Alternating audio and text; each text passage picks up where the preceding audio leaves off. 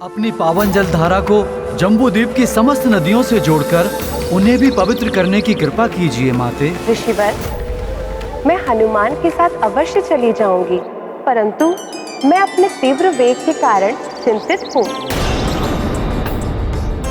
मेरे वेग के सामने जो पड़ता है वो मुझ में समाकर नष्ट हो जाता है, परंतु यदि हनुमान मुझे आश्वस्त कर दे कि वो मेरा मार्ग प्रशस्त करेगा एवं मेरे मार्ग में आने वाले प्रत्येक जीव जंतु को हटा देगा, तो मैं यथाशीघ्र ही इस पुण्य कार्य में सम्मिलित होने के लिए प्रस्तुत हूँ। परंतु यदि मेरे वेग से किसी एक जीव को भी क्षति पहुंची तो मैं पुनः शीघ्र लौट जाऊंगी। प्रतिमा का रंग स्याह हो गया, अशुद्ध हो गई मेरी प्रभु की प्रतिमा। ये क्या किया हनुमान? कहां से लेकर आए हुए कलुषित जल?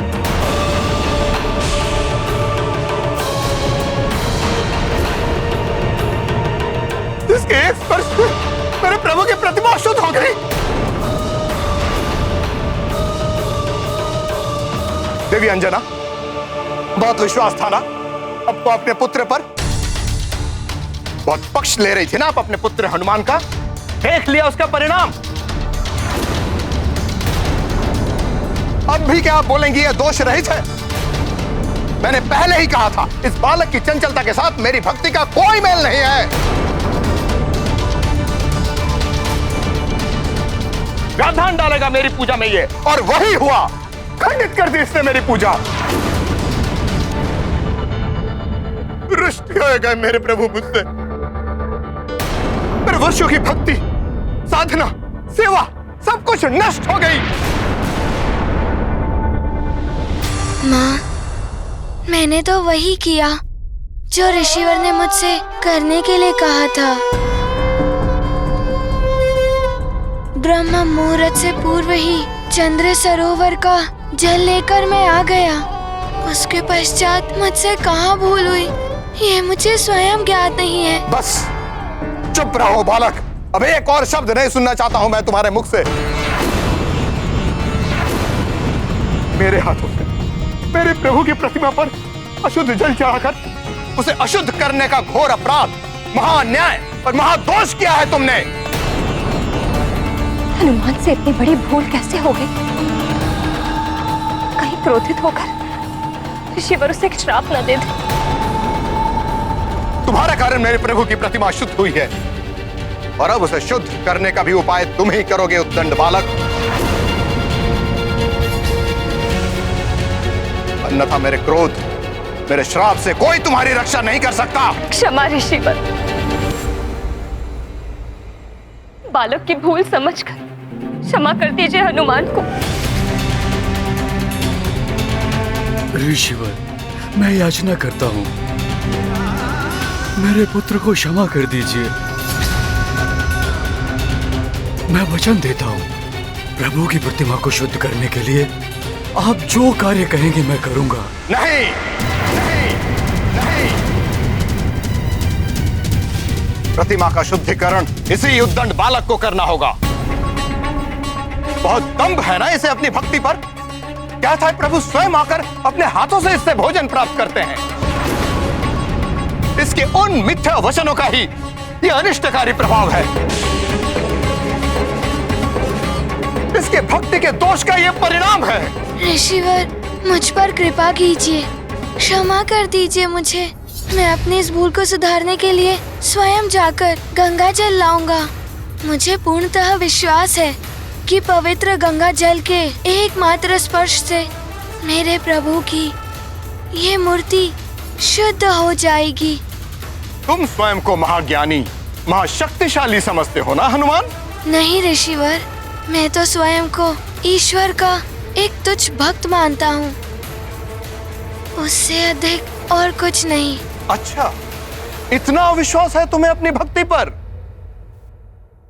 तो गंगा जल नहीं, स्वयं गंगा लेकर आओ, गंगा लेकर आओ यहाँ।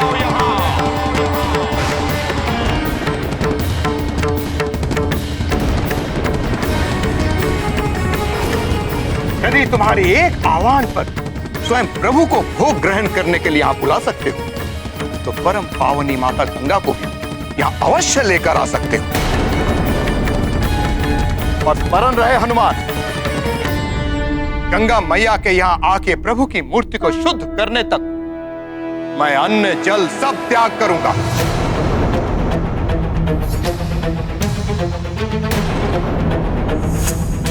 और यदि तब भी प्रभु की प्रतिमा शुद्ध नहीं हुई तो मैं अपने प्राण त्याग दूंगा।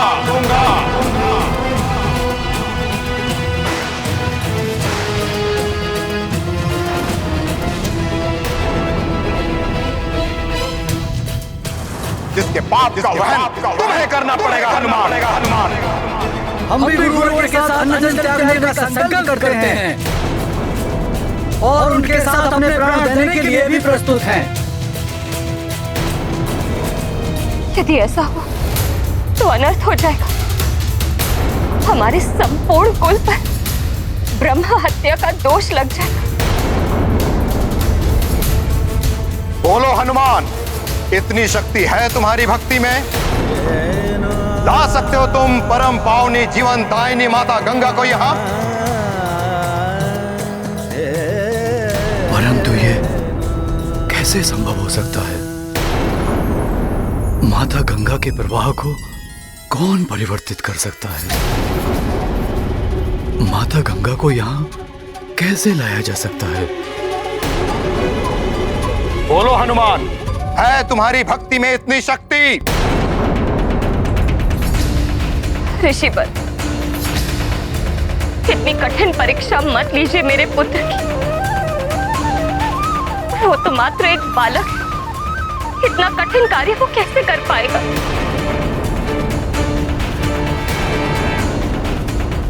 गंगा मैया को यहाँ लेकर आएगा हनुमान। माँ, पिताश्री और ऋषिवर के आशीर्वाद से मैं किसी भी विकट परिस्थिति पर विजय पा सकता हूँ।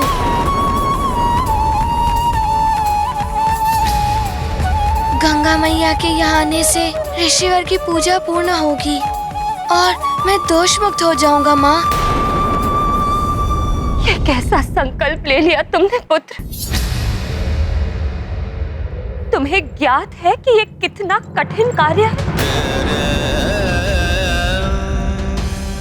कैसे लाओगे गंगा मैया को यहाँ? कौन सहायता करेगा तुम्हारी?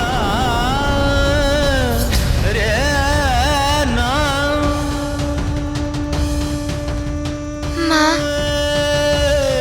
आप चिंता मत कीजिए माँ। हनुमान सत्य और धर्म के मार्ग पर अग्रसर है, इसीलिए उसके इस उद्देश्य प्राप्ति के लिए कोई उसकी सहायता अवश्य करेगा। मुझे आज्ञा दीजिए माँ, पिताश्री। अब मैं गंगा मैया को अपने साथ लेकर ही लौटूंगा। स्मरण रहे हनुमान, जब तक तुम गंगा मैया को यहाँ लेकर नहीं आते तब तक मैं और मेरे शिष्यों का निराहार निरंतर व्रत चलता रहेगा। जी ऋषिवर। और यदि इस अंतराल में हम तपस्वियों का कुछ भी अहित हुआ तो उसका दायित्व तुम पर होगा हनुमान।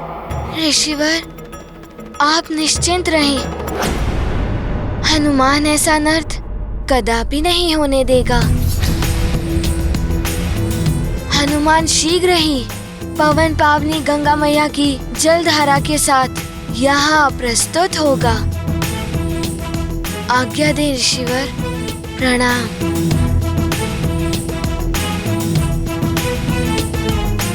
प्रणाम माँ। प्रणाम पिताश्री।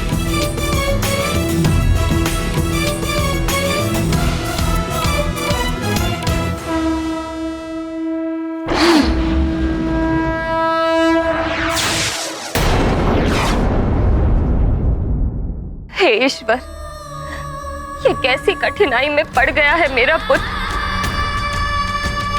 कैसे लेकर आएगा वो गंगा मैया को यहाँ? अब आप ही उसकी रक्षा कीजिए प्रभु। निकट भविष्य में आप पर महासंकट आने वाला है हनुमान। कैसा संकट दुर्गसेन गंधर्व जी? वो तो आपको समय आने पर ही ज्ञात होगा, परंतु स्मरण रहे हनुमान, तब आपकी सहायता एकमात्र महर्षि अगस्त्य ही कर सकते हैं। उस महासंकट से मुक्ति के लिए आप महर्षि अगस्त्य के पास ही जाइएगा हनुमान। हे प्राणवल्लभ, क्या उस गंधर्व का सुझाव मानकर हनुमान ऋषि अगस्त के पास गए उनसे सहायता लेने के लिए? और क्या स्वामी, ऋषि अगस्त्य हनुमान की सहायता करने में समर्थ थे?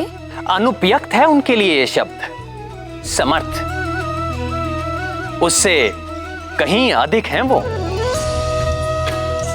ऋषि अगस्त्य वो ऋषि हैं जिन्होंने मनुष्य रूप में रहकर भी देवत्व प्राप्त किया। जो कार्य करने में देवता भी अक्षम है, वो करने की क्षमता रखते हैं ऋषि अगस्त्य हैं।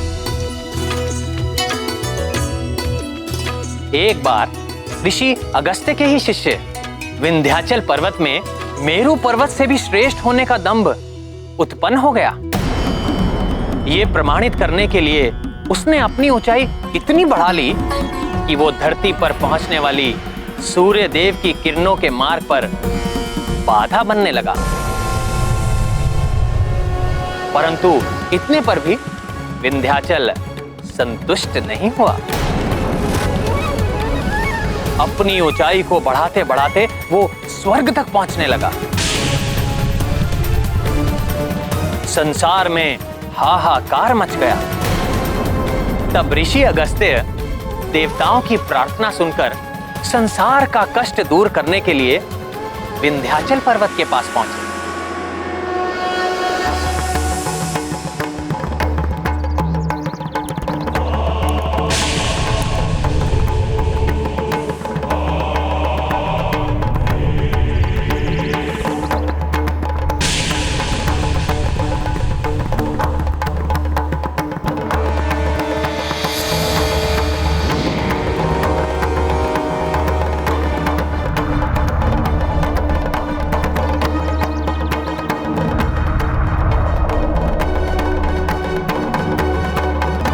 आकाश में अपनी उच्चता का इतना दम हो गया है तुम्हें विंध्याचल।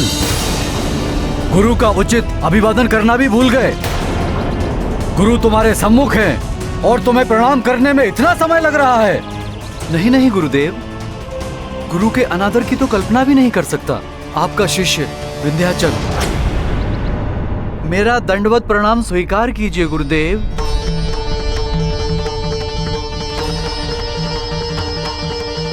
कल्याण हो। विंध्याचल, मैं जम्बू द्वीप के दक्षिण प्रवास पर जा रहा हूं। कुछ समय वहीं रहूंगा। मेरा आदेश है, मेरे लौटने तक तुम दंडवत अवस्था में ही रहोगे।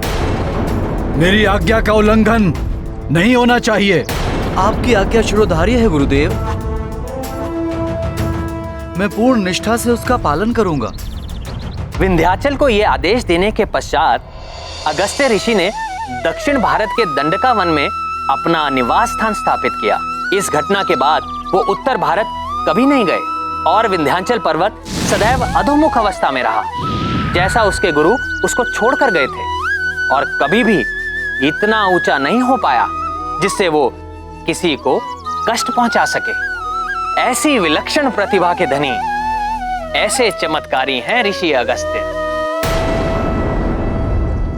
एक बार उन्होंने पर्वत को झुका दिया तो एक बार सातों सागर का जल पीकर उन्हें जल रहित कर दिया था। वो समय था जब युद्ध में देवताओं पर हमला करने के पश्चात असुर सागर में जाकर छिप जाते थे। तब देवताओं के ही अनुरोध पर असुरों को उनके छिपने के स्थान से वंचित करने के लिए ऋषि अगस्त्य ने सागर के जल का पान कर लिया।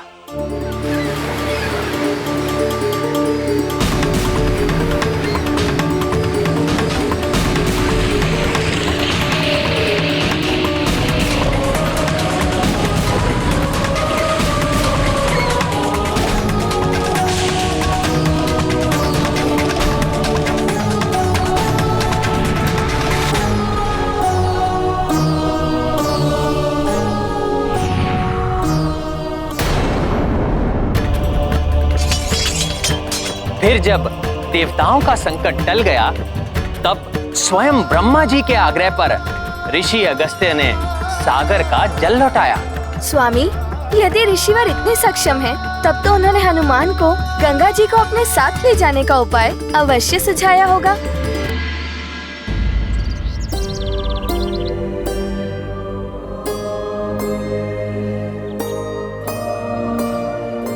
मात्र प्रभु प्रतिमा को ही नहीं, परम पावनी माँ गंगा की सहायता से तुम्हें संपूर्ण जम्बू द्वीप को सदा के लिए शुद्ध करना होगा हनुमान। परंतु ये हनुमान कैसे करेगा ऋषिवर? तुम्हें माँ गंगा को जम्बू द्वीप की अन्य सभी नदियों से जोड़ना होगा। परम पावनी माँ गंगा की पवित्र जलधारा यदि समस्त नदियों में प्रवाहित हो जाए तो उनका जल भी पवित्र हो जाएगा। परंतु इस कार्य की पूर्ति के लिए हनुमान को क्या करना होगा ऋषिवर? मैं अगस्त्य स्वयं तुम्हारा मार्गदर्शन करूंगा हनुमान।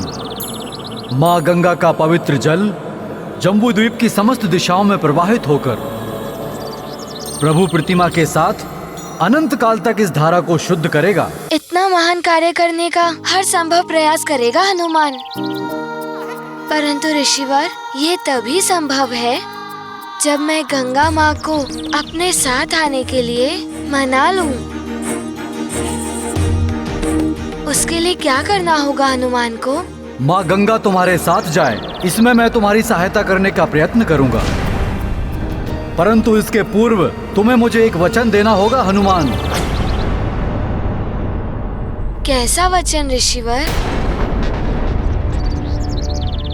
प्रभु राम के बाण की दिशा को परिवर्तित करने का वचन देना होगा तुम्हें मुझे। भविष्य में मेरे आदेश पर तुम ऐसा करोगे।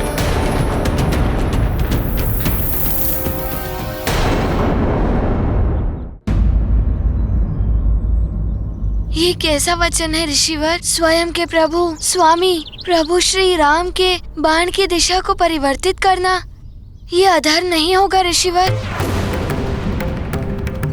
धर्म ही जिसका कर्म हो हनुमान, वो भला धर्म के विपरीत जाकर तुम्हें कोई अनुचित कार्य करने का आदेश दे सकता है क्या? नहीं ऋषिवर। ऋषिवर, आप मेरी इस बात को अन्यत्र ना लें।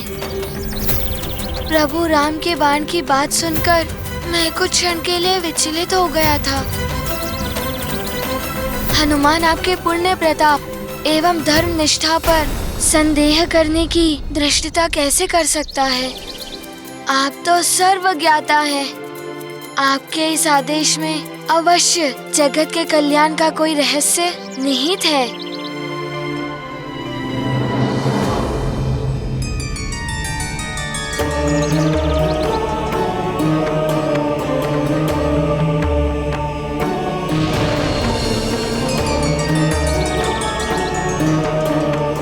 अब तुम मुझे एक वचन दो हनुमान।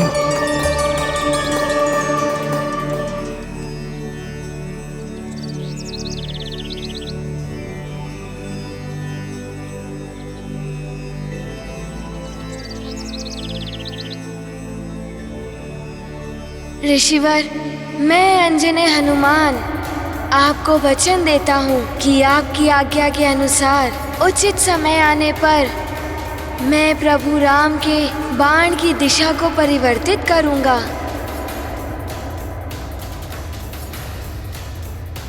अब मैं माँ गंगा का आवाहन करता हूँ।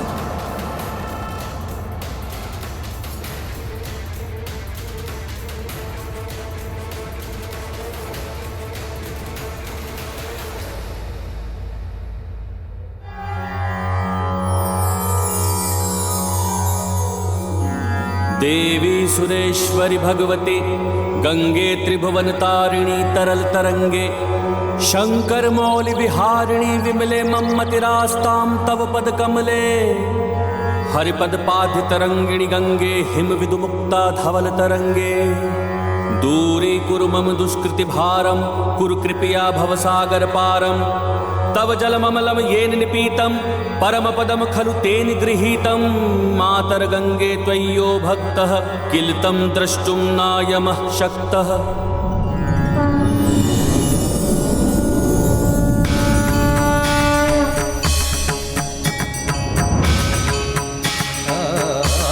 प्रणाम गंगा माँ। प्रणाम ऋषिवर। प्रणाम गंगा माता। कल्याण हो पुत्र हनुमान। माँ गंगे, मेरे आह्वान पर आपने शुभ दर्शन दिए, मैं कृतार्थ हुआ माता। मेरी एक प्रार्थना और स्वीकार कीजिए माते। हनुमान के साथ सुमेरु सरोवर तक जाकर हनुमान को संकट मुक्त कीजिए। अपनी पावन जल धारा को जम्बूद्वीप की समस्त नदियों से जोड़कर उन्हें भी पवित्र करने की कृपा कीजिए माते। ऋषिवर, मैं हनुमान के साथ अवश्य चली जाऊंगी, परंतु मैं अपने तीव्र वेग के कारण चिंतित हूँ। मेरे वेग के सामने जो पड़ता है वो मुझ में समाकर नष्ट हो जाता है।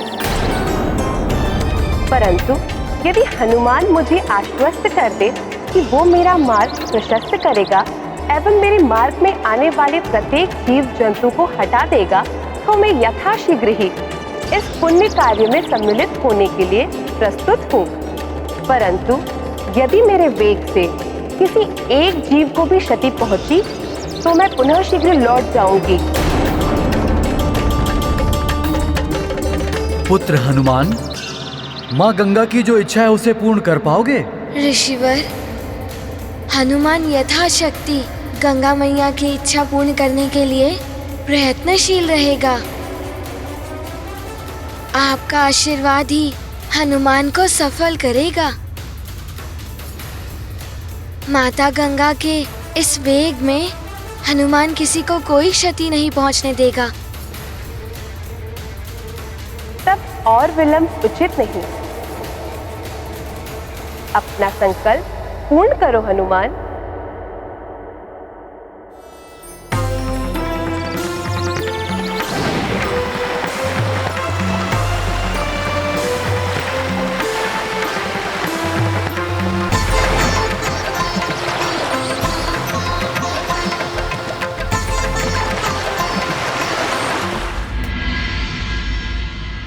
आहार और विश्राम हम तब तक स्वीकार नहीं करेंगे जब तक हनुमान अपने साथ गंगा मैया को लेकर नहीं लौटता। हमारा व्रत इसी प्रकार चलता रहेगा।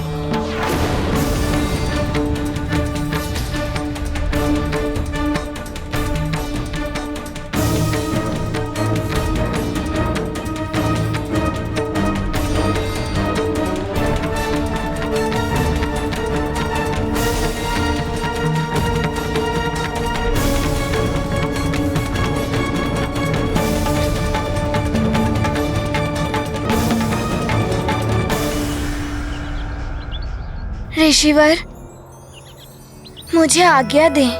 प्रणाम। कल्याण हो, तुम्हारा मनोरथ सिद्ध हो।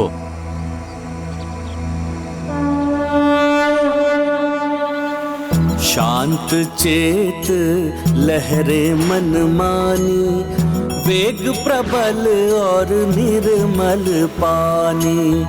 पथ प्रदर्शक जिसके बजरंग, विपदा उसकी होए स्वयं भंग। तीव्र प्रवाह से चली सरिता, जीवन रक्षा कभी करता। गंगा माई छोड़ के तीरा, हनुमत संग संग बहे सुमेरा। महाबली हनुमत की रुचिकर लीला, राम भगत की जय जय जय रघुनंदन राम। जय जय जय महाबली हनुमान। मेरी भूल के कारण हनुमान इतने बड़े संकट में पड़ गया।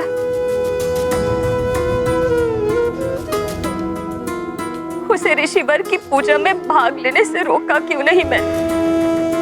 हे शिव शंकर, हे कृपा निधान, ऋषि अंगिरस के प्राण ब्रह्म हत्या के घोर पाप से संपूर्ण कुल की सुरक्षा हनुमान की सफलता पर निर्भर है। उस पर कृपा कीजिए प्रभु। मेरा लाल गंगा मैया को लेकर सकुशल यहाँ लौट आए।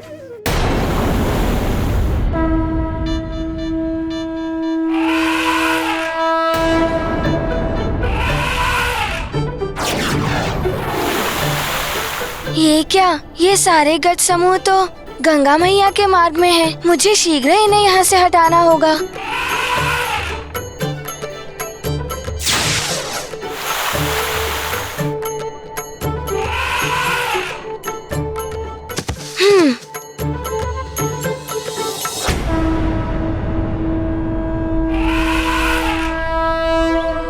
हे गजराज,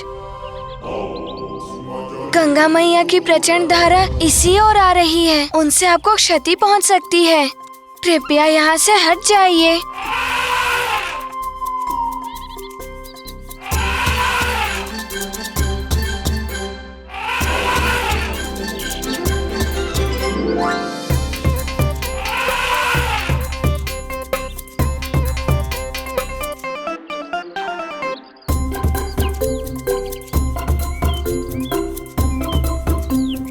वो देखिए, देखिए कितने स्वादिष्ट भोजन उपलब्ध है आपके लिए। फल, पत्ते, दूब सब है उधर। जाइए ना।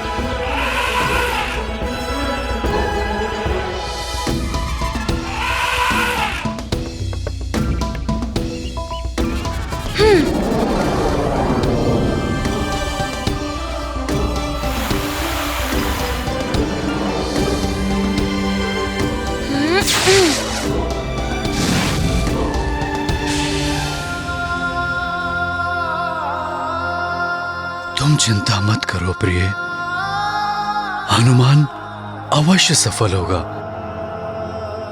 भगवान भोलेनाथ उसकी सहायता अवश्य करेंगे। हाँ स्वामी, हनुमान की माँ ने भी ये निश्चय लिया है। अपने पुत्र की रक्षा के लिए मैं अपनी अंतिम श्वास तक महादेव की पूजा करूंगी। उन्हें मेरे पुत्र हनुमान की सहायता करनी ही होगी।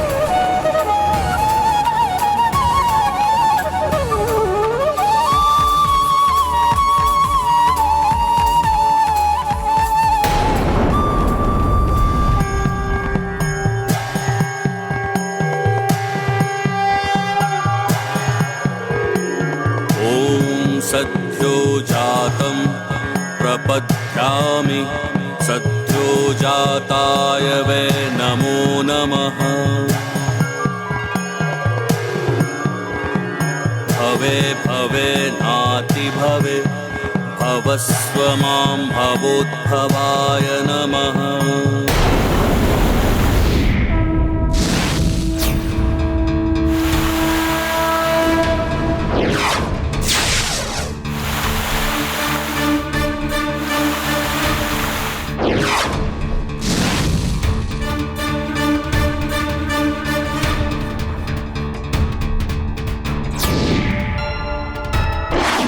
ये क्या? ये पर्वत भी गंगा मैया के मार्ग में है। इनसे टकराकर गंगा मैया जिस भी दिशा को चुनेंगी, वहाँ के सारे प्राणी को प्रभावित हो जाएंगे। मुझे शीघ्र ही कुछ उपाय करना होगा।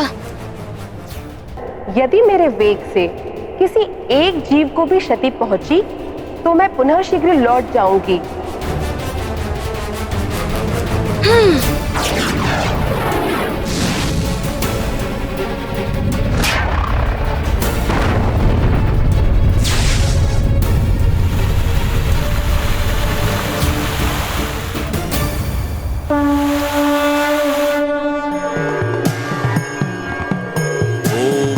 घोरेभ्योऽथ घोरेभ्यो घोरघोरतरेभ्यः सर्वेभ्यः सर्वेभ्यो नमस्तेऽस्तु रुद्ररूपेभ्यः। ॐ तत्पुरुषाय विद्महे महादेवाय धीमहि तन्नो रुद्रः प्रचोदयात्।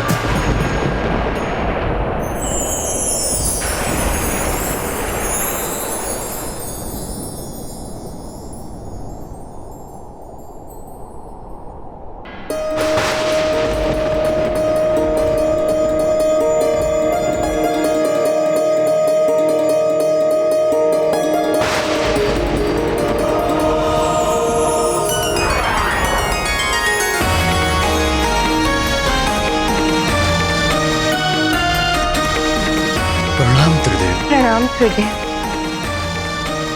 प्रणाम त्रिदेव।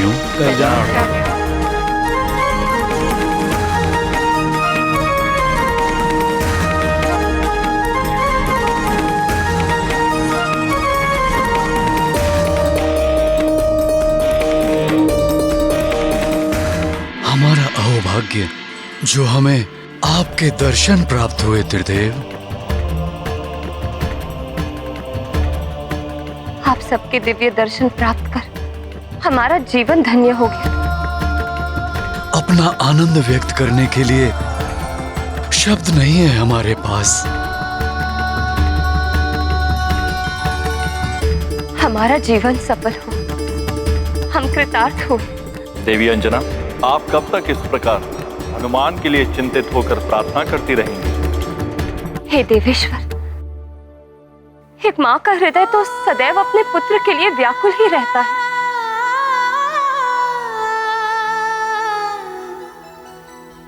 अपने पुत्र के लिए प्रार्थना करना तो माँ का स्वभाव होता है। उसका त्याग वो कैसे कर सकती है? परंतु देवी अंजना,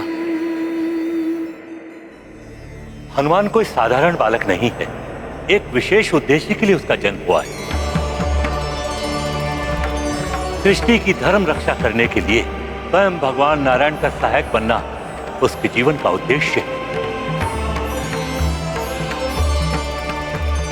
माता पिता के रूप में आपने हनुमान को उत्तम संस्कार दिए।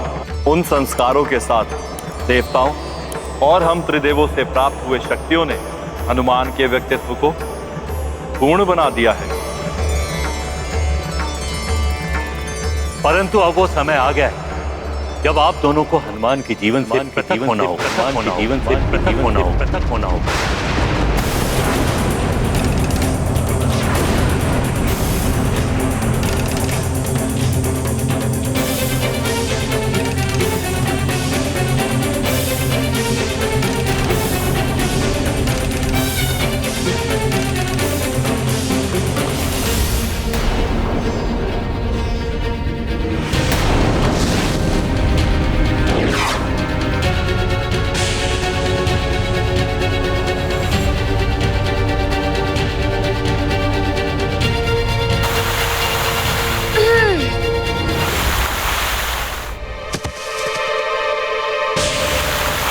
माता गंगा के इस जल प्रवाह से मैं मात्र जीव जंतु को ही नहीं, वृक्ष आदि को भी नष्ट नहीं होने दूंगा।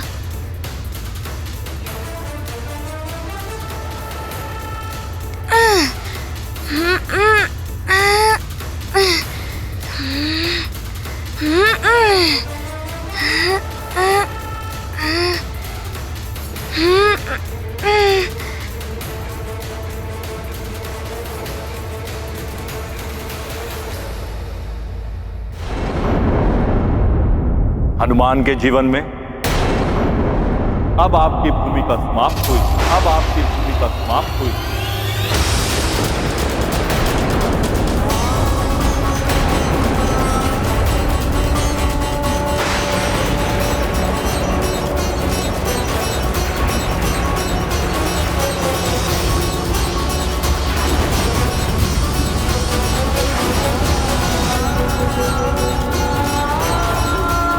अब जीवन के अन्य पड़ाव उसे स्वयं तय करने।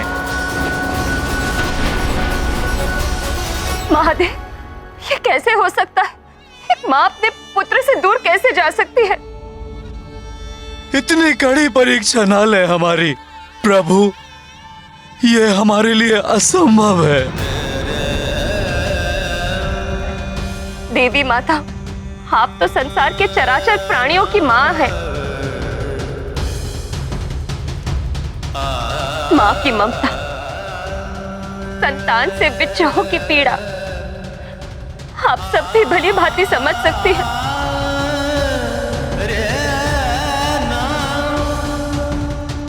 आप बताइए ना प्रभु को कि एक माँ अपने पुत्र के बिना जीवित नहीं रह सकेगी। देवी अंजना सत्य कह रही है स्वामी। मृत्यु से भी अधिक पीड़ादायक है पुत्र के लिए मां का विक्षोभ। सत्य है।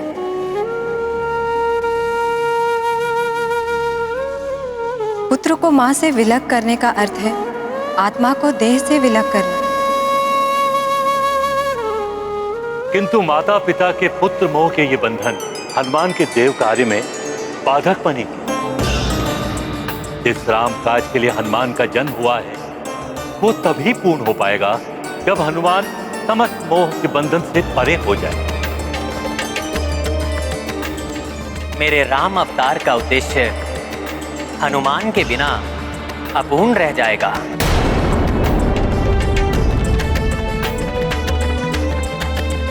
हनुमान से ही होगी राम की पूर्णता।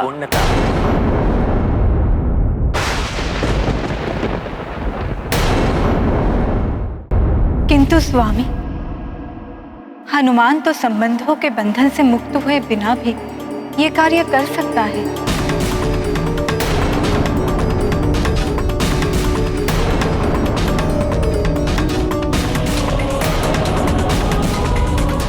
आज तक किसी भी कार्य में उसके माता पिता का मोह बाधक नहीं बना।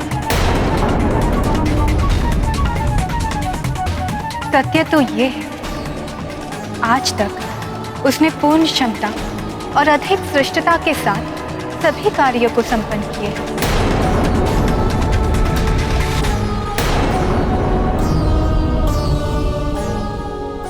अभी तक के किए हुए कार्य हनुमान के जीवन का लक्ष्य नहीं थे।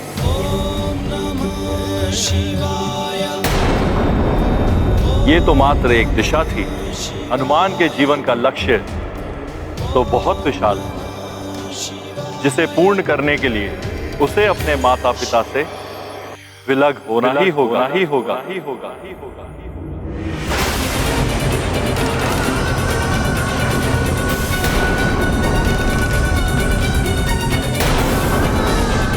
क्योंकि यही नियति द्वारा निर्धारित किया गया है।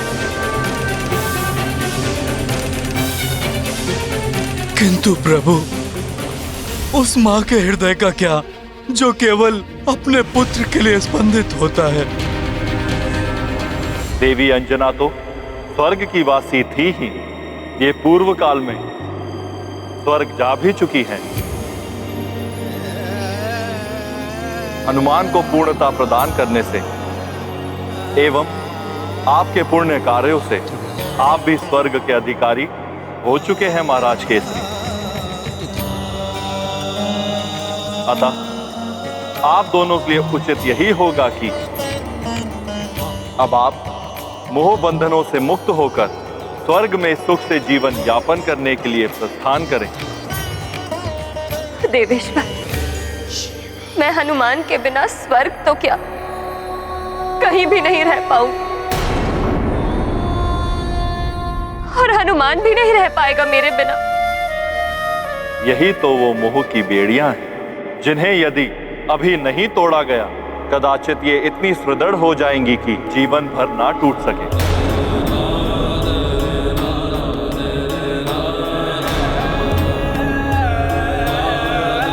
इससे हनुमान के जीवन का उद्देश्य अपूर्ण रह जाएगा।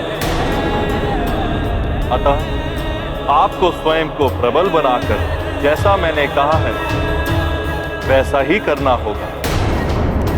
ये कैसे हो सकता है प्रभु? एक और तो हनुमान गंगा जी को यहाँ लेकर आने के कठिन कार्य को करने गया है, दूसरी ओर ऋषि अंगिरस भी अनशन व्रत पर बैठे हैं। कुछ अनिष्ट हुआ तो कौन संभाल पाएगा मेरे पुत्र को? उस इसके लिए आपको चिंता करने की आवश्यकता नहीं है। हनुमान अवश्य सफल होगा और जो भी होगा नियति के अनुसार ही होगा।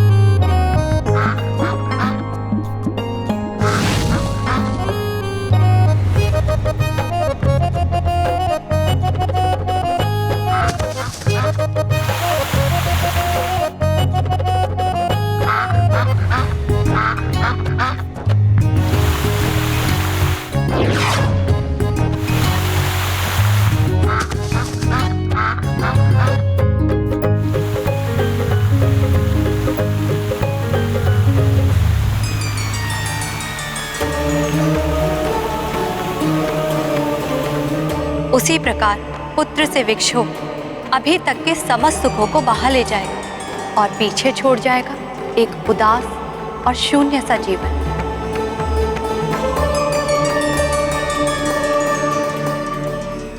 परंतु देवी, यदि ये अभी हनुमान को छोड़कर नहीं गए तो आगे जो होने वाला है उसके पश्चात तो ये जा ही नहीं पाएंगे। क्या होने वाला है मेरे लाल को? बताइए ना परमपिता, कुछ अनिष्ट होने वाला है क्या मेरे हनुमान के साथ? शापित होने वाला है हनुमान, शापित होने वाला है हनुमान, शापित होने वाला है, शापित होने वाला है, शापित होने वाला है, शापित होने वाला है, शापित होने वाला है, शापित होने वाला है, शापित होने वाला है, शापित होने वाला है।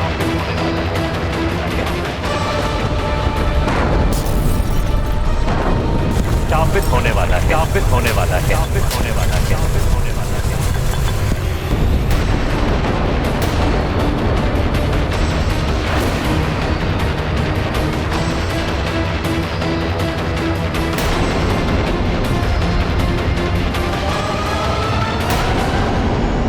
किंतु क्यों? कैसे श्रापित होगा मेरा हनुमान? क्या वो गंगा मैया को लाने में असफल हो जाएगा? देवी अंजना, ये सब तो नियति की क्रीड़ा है। जो होना है उसे कोई नहीं रोक सकता। अतः आप चिंता छोड़कर पुत्र मोह का त्याग कीजिए।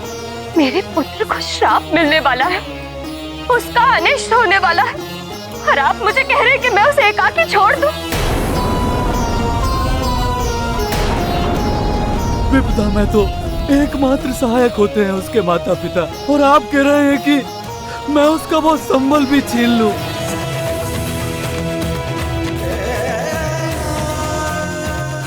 स्वर्ण जितना तपता है उतनी ही उसकी चमक बढ़ती है। और फिर हम हैं ना हनुमान की देखभाल के लिए।